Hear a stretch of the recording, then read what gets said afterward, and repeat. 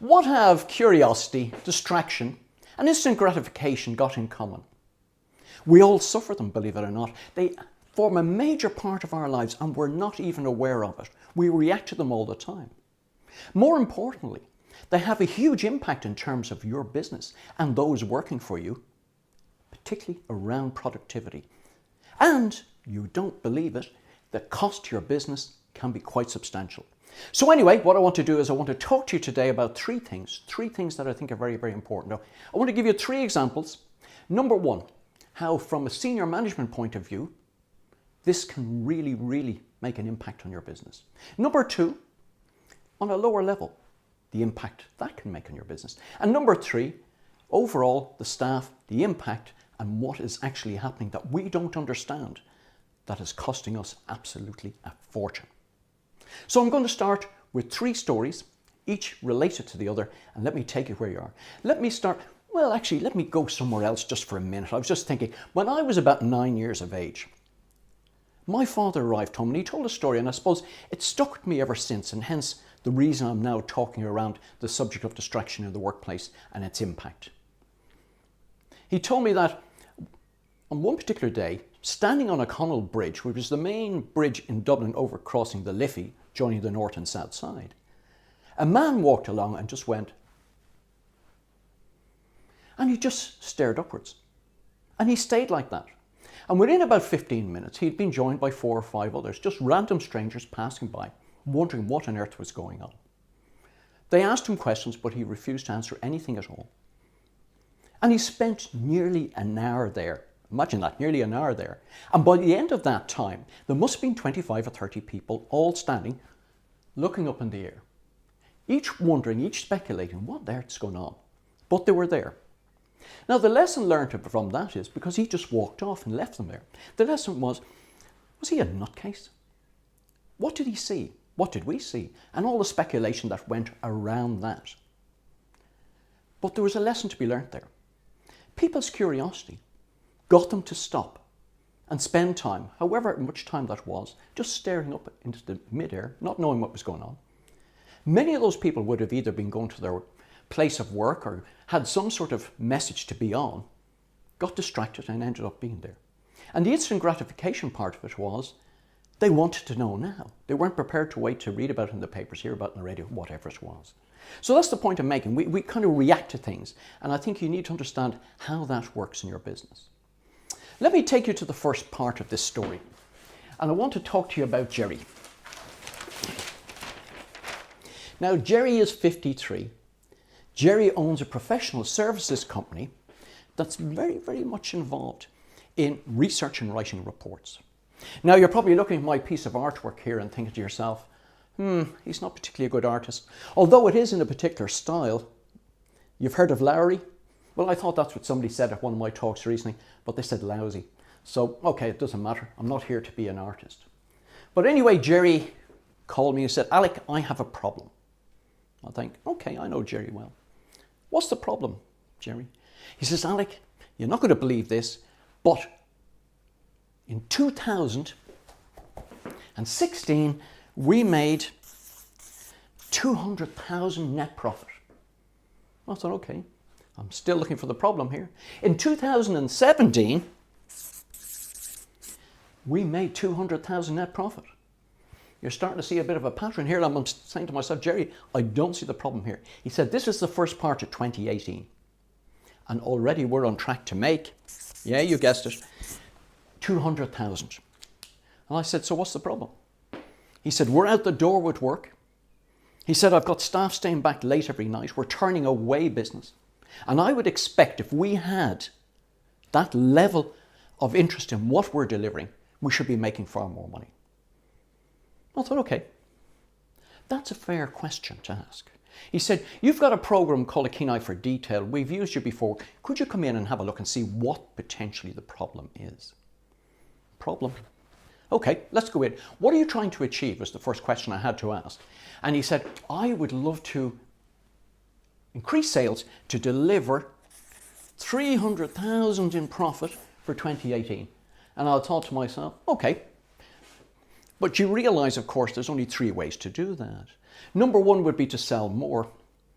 And based on what you're telling me, you don't have the capacity to do that. The second option, of course, increase your margin. Yeah, just up it a bit, just increase your margin, and you might do well. And he went, like, I'm not too keen about that. I don't want to put off existing customers. I said, well, there's a level of bravery around it, but if you're getting those level of inquiries, it would seem to me like the most logical thing you would do. And the third thing would be to look at reducing costs. Okay, come in, spend a week with us, see what you can discover within our organization, and let's see where we go from there. I said, great, let's do that. So anyway, the next day I arrived in, I sat down, he had given me a desk, it's a big open plan office. I was grand, I was working away.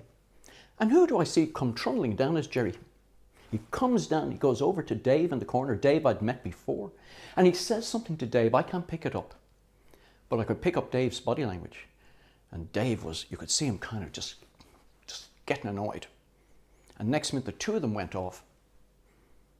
And Dave arrived back about 20 minutes later. And Dave was not a happy camper, I can tell you. You want to see that look on his face. If looks could kill, he was going to kill somebody there and then. And he sat back and got back to his work. Well, I thought, that's strange. Wow, what's that all about? Really, what's that all about? Later in the day, Jerry comes back into the office again. And he goes straight over to Rachel. Rachel, I also knew. Well, you want to see her body language? Suddenly the eyes, they just went to heaven. There was an exchange of a few words. And then Rachel went off with Jerry, disappeared for 25 minutes, came back, sat at her desk and just threw a pen down. And you could see the body language again. Now I was fascinated to know what on earth is going on here. There's some dynamic, some problem here. So the next day I arranged to take both of them out for coffee, just separate talks, but we went out for coffee and we had a chat. Well, I must say, it was like opening a floodgate. Jesus, Alec, said Rachel, you will not believe what's going on in this place. Every bloody day this guy comes along and he'll take you away from your work to talk about a project. He's just got this inkling. He wants to talk about it now. He can't wait. It has to be talked about now. And you could be in the middle of a piece of research. You could be in the middle of writing something and he'll take you away. It's always supposed to be 2 minutes, 3 minutes, but it's never that. It's always about 20 minutes, 25 minutes. And by the time you get back to your desk, you've forgotten everything. And you're meant to get back into it again. And even worse still, the deadline is still the same. You're expected to have that report ready that day. Now, what that means is the quality of what we are delivering is well down on what we should be delivering. Just because we're responding to Jerry and his need for instant gratification there and then. And it was the same from Dave, and it was the same from a couple of others that I talked to. So anyway, I did some maths around this. And I came back to the problem. I met Jerry at the end of the week and I said, let's look at what you were trying to achieve. I said, you were trying to achieve a 50% increase in profits. And I'm going to show you how you're going to do that. And he went, fantastic. What do I have to do? How much is it going to cost me? I said, the cost is very simple. The cost for you, Jerry, is going to be 50 cents. 50 cents. And what we're going to do is increase your profit margin to 300K from 200K. And how are we going to do that? I said, with those Post-its, that's what the 50 cents is. You're going to buy a Post-it pad and you're going to write on that. Hey, Dave, when you're finished doing what you're doing, come up and see me in the office and stick it on a desk. And you'll do that for each one of the people that you want to talk to. Because I've done a calculation and your interruptions of their work on a daily basis comes to about 100,000 a year. It's as simple as that. So the question I'd have to ask you, if you're in a senior role in a particular company, what behaviors, what culture are in the organization that could be affecting the profits that are absolutely happening around you that you're not aware of? As I said, distraction, curiosity, instant gratification. They just creep in nicely under the radar. So what's happening in your organization? Let me just move on a bit to a different level. And I want to talk to you about something that we're all familiar with, but we haven't actually understood the impact because the reports have taken a long time to come out. And I'm going to talk about a specific report. And the report I was reading was about the Asia Pacific Journal of Health Management, which talked about a huge loss of productivity, the huge loss of self-esteem, and the conflict in the office workplace due to just the office layout. Do you know the frightening thing about that? This report was written in 2008, and nobody is doing anything about it. Some of the larger companies are now making an attempt to understand the dynamics of the office, the loss of productivity, and how by changing those dynamics, you could have such a success and a much healthier staff working for you. So something as simple as the office layout. So distractions come in many, many different ways. The final part I want to talk about is just the change in what's happened in terms of technology and communications and how that's affected every one of us. So I'm going to move on again, and I'm going to take you to two reports. One is Harman, back in 2011. I'm not going to talk about that too much because that's the forerunner to this one, Udemy, in 2018.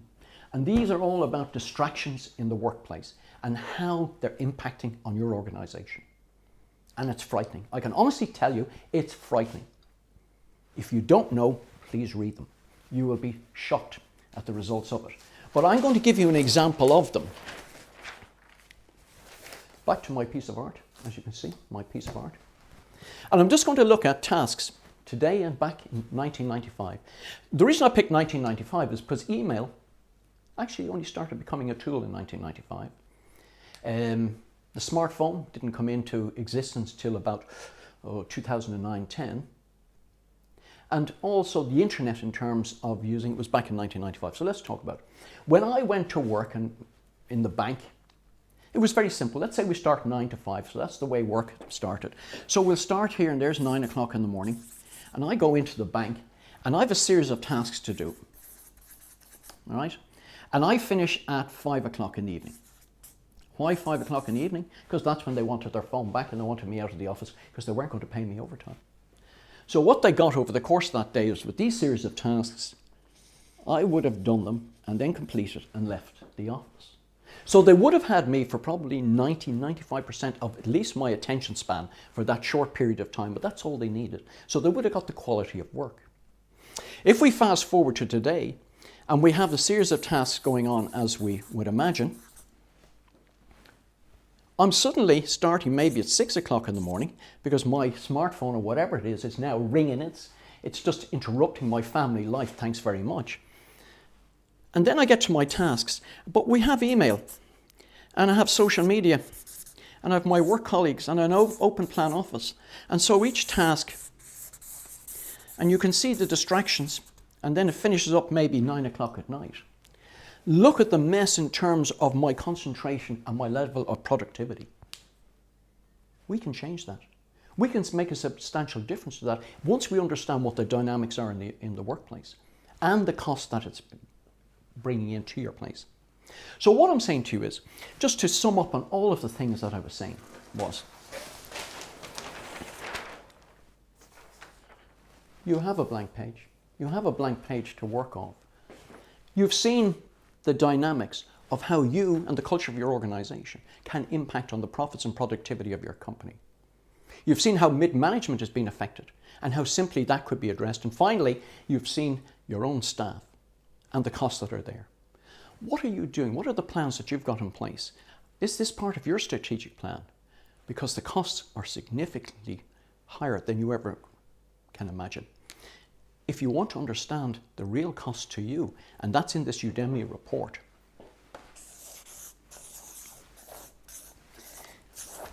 you are losing 28% per employee per annum in productivity. Can you afford that?